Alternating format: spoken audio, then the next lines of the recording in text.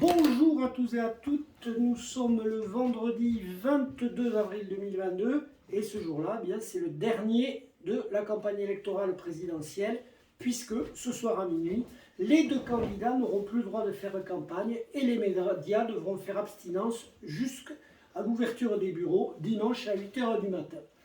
Quel bilan peut-on tirer de cette campagne d'entre les deux tours et de cette opposition qui est la même qu'en 2017, à savoir entre Emmanuel Macron, président sortant, et Marine Le Pen, présidente du Rassemblement national, le parti d'extrême droite qui auparavant s'appelait le Front national.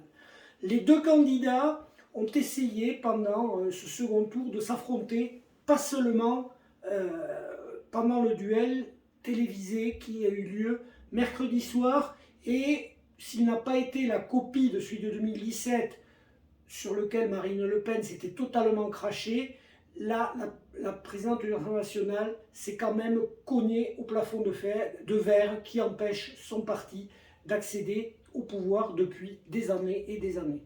Emmanuel Macron a légèrement gagné ce débat, on peut le dire comme ça. Si c'était un match de boxe, on dirait victoire au point. Pourquoi ? Parce que quand on est entré sur la technique, sur les dossiers, sur l'économie, il a montré des compétences et un savoir-faire qui a démonté méthodiquement les arguments avancés par Madame Le Pen quand elle récitait son programme. Donc, voilà où nous en sommes. Rappelons qu'en 2017, le débat avait été très important pour beaucoup d'électeurs et avait quand même déterminé le score très important d'Emmanuel Macron, à savoir 66% contre 34% pour Marine Le Pen. C'était une victoire nette et sans bavure.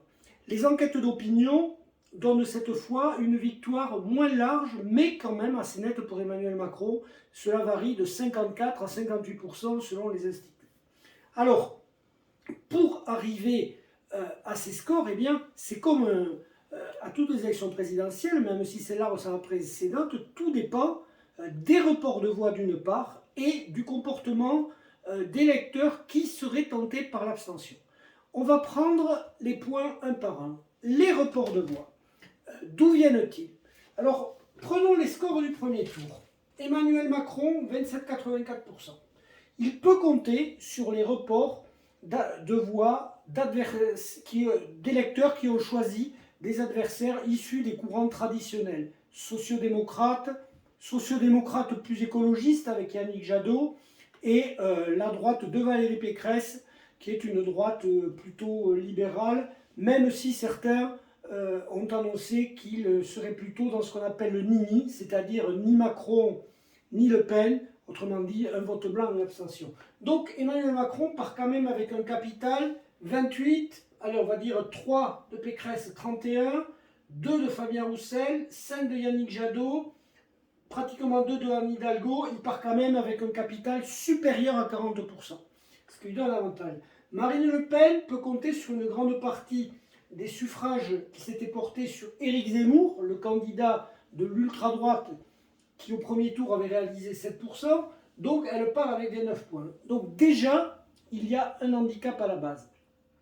Ensuite, évidemment, l'enjeu, c'est de saisir les voix du troisième homme, Jean-Luc Mélenchon, qui a quand même été un peu la surprise de ce premier tour, puisqu'il approche 22%, c'est 2 points de plus, du score qu'il avait réalisé il y a 5 ans. Donc, 22%, c'est à peu près 7 600 000 électeurs. Ces 7 600 000 électeurs, quelle sera leur attitude au second tour?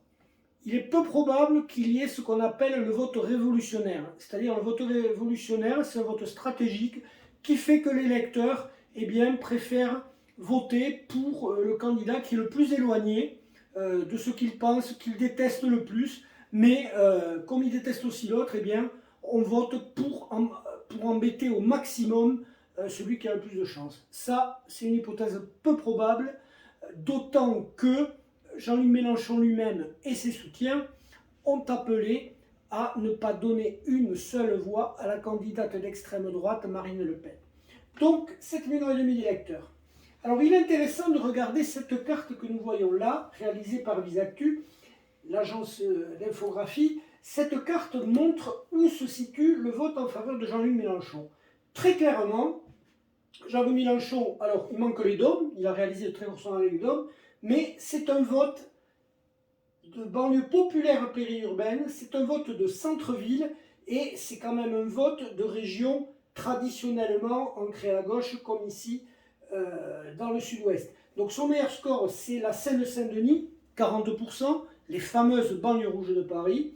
Et puis ses scores les plus faibles, eh bien, c'est comme d'habitude en Alsace et dans les Savoies et sur la Côte d'Azur, où il obtient beaucoup moins de 20%. Donc du coup, ces électeurs, qui sont-ils? Et c'est là que ça devient intéressant. Une partie de ces électeurs sont des jeunes. Jean-Luc Mélenchon est le candidat à la jeunesse. Particularité du premier tour, on a eu un vote de génération. Pour schématiser, Emmanuel Macron, le vote des personnes âgées, et encore plus des personnes âgées aisées, entre guillemets. Marine Le Pen, un vote très fort chez les 35-59 ans. Et évidemment chez les 35-59 ans qui possèdent les revenus et le patrimoine les plus faibles. Donc on va qualifier ce vote de vote populaire et de vote de personnes en difficulté. Jean-Luc Mélenchon a aussi un vote populaire, mais ce n'est pas le même. C'est un vote populaire de banlieue, un vote populaire de fonctionnaires de base, un vote populaire également de centre-ville, de personnes un peu plus aisées, mais qui malgré tout se placent sur des thèmes comme l'écologie, comme la vie étudiante, comme l'université. On retrouve les jeunes. Donc, les deux candidats ont malgré tout essayé de parler à ces électeurs. Emmanuel Macron s'est déplacé en Seine-Saint-Denis. Marine Le Pen a beaucoup insisté sur la réforme des retraites que promet Emmanuel Macron, autrement dit la retraite à 65 ans, parce que ce thème-là avait ramené à Jean-Luc Mélenchon beaucoup d'électeurs de gauche qui au départ pensaient plutôt voter écologiste ou socialiste.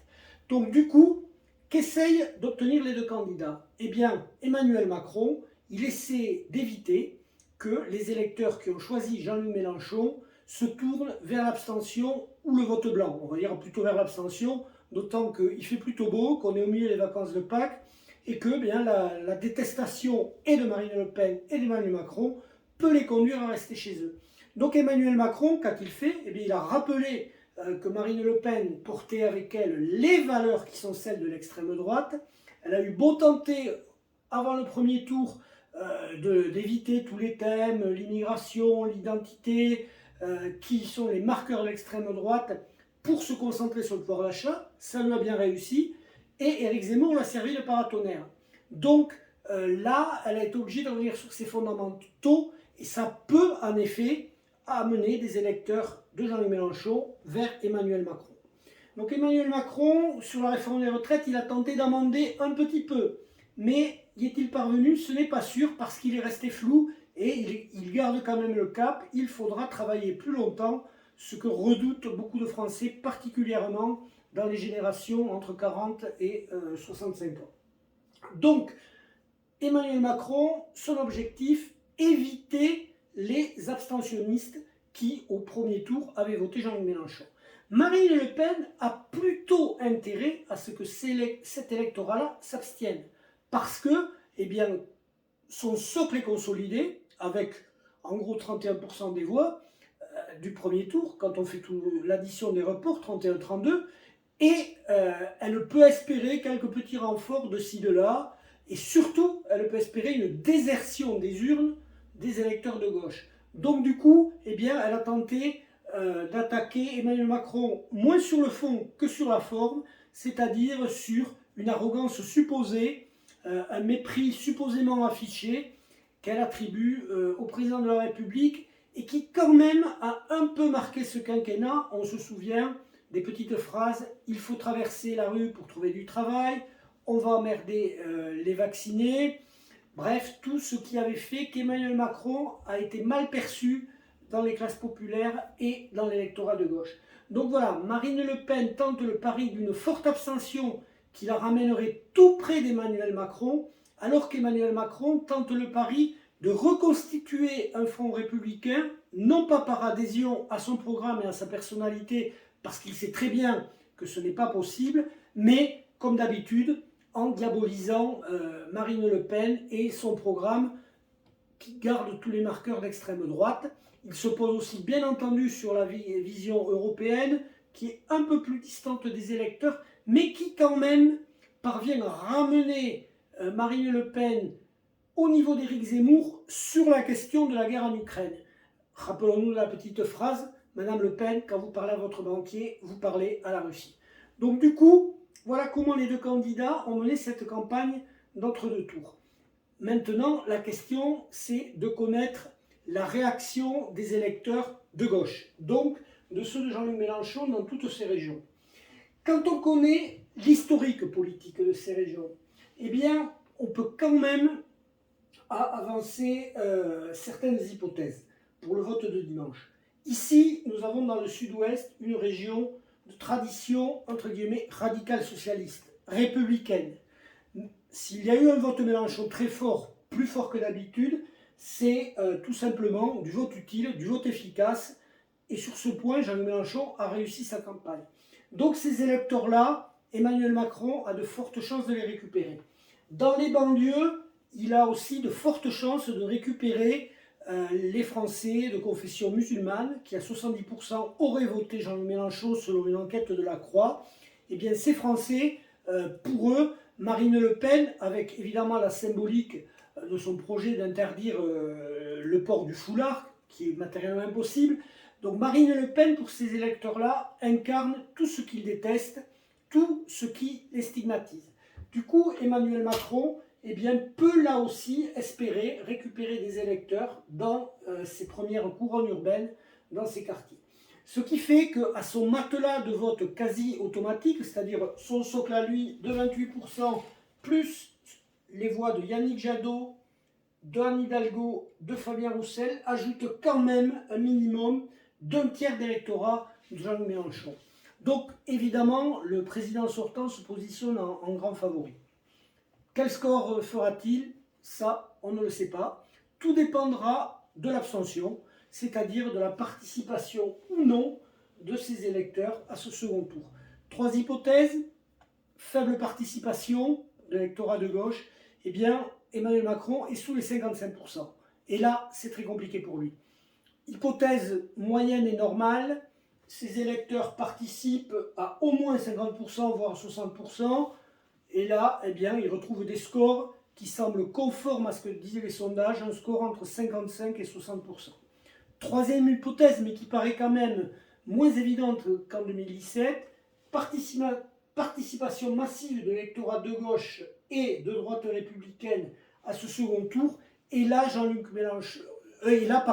Emmanuel Macron dépasse les 60% et approche son score de 2017 avec 66%. Donc là, il peut faire une politique de continuité, même s'il a annoncé qu'il y aurait des aménagements et qu'il allait viser au consensus. Voilà, donc pour résumer, après ces 15 jours de campagne un peu front renversé, c'est-à-dire qu'on a vu un Emmanuel Macron très offensif sur le programme de Marine Le Pen, avec une stratégie, la meilleure défense c'est l'attaque, et une Marine Le Pen qui a poursuivi dans son entreprise de dédiabolisation, mais qui a été quand même obligée de revenir sur ses fondamentaux. Donc la situation est la suivante: combien d'abstentionnistes dimanche soir? C'est cela qui déterminera le résultat.